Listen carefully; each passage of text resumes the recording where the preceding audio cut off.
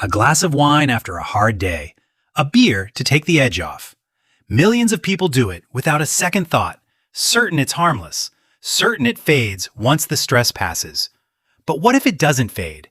What if the drink you had at 25 is still rewriting your brain at 50, quietly, invisibly, long after you swore off alcohol for good? Scientists at the University of Massachusetts Amherst just uncovered something unsettling. The damage from stress drinking in your 20s may not disappear with sobriety. It may simply go dormant, waiting. And when it resurfaces, decades later, it doesn't just affect memory, it touches the very way your brain makes decisions. This is the story of what happens inside us when stress and alcohol meet, and why the consequences might not show up until it's almost too late to notice them. For years, researchers have known that stress and alcohol feed each other in a loop that feels impossible to escape. A drink calms the nervous system for a moment. It quiets the noise. But here's the catch nobody warns you about.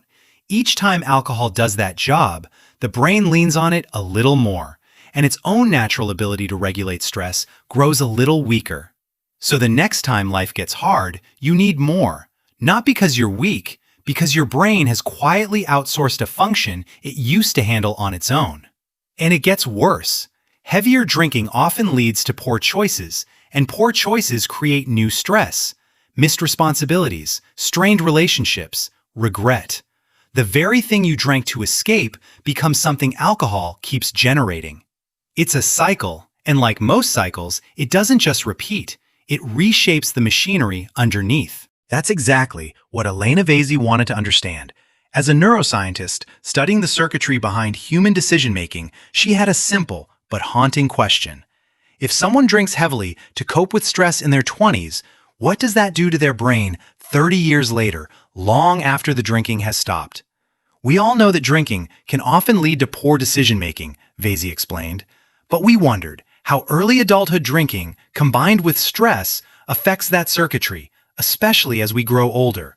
To find out, her team turned to mice, whose stress and reward circuits closely mirror our own. What they discovered didn't just confirm a theory, it rewrote the timeline of how alcohol damage actually works.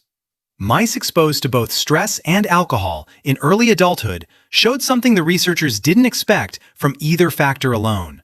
When these animals reached middle age, even after long periods of complete abstinence, they were far more likely to relapse into drinking whenever they encountered stress again. Think about that for a moment.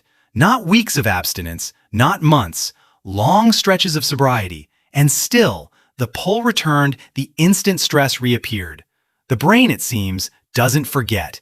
It remembers the shortcut it once used to survive difficult moments, and that memory can resurface even after the behavior has been gone for years.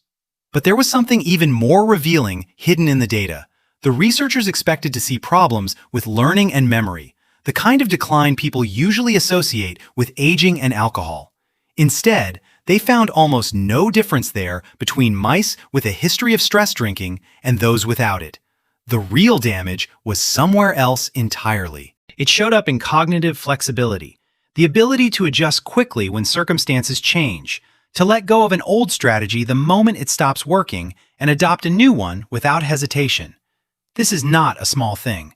Cognitive flexibility is what allows you to pivot when a plan falls apart, to reconsider a belief when new evidence appears, to adapt in a fast-changing world instead of getting stuck.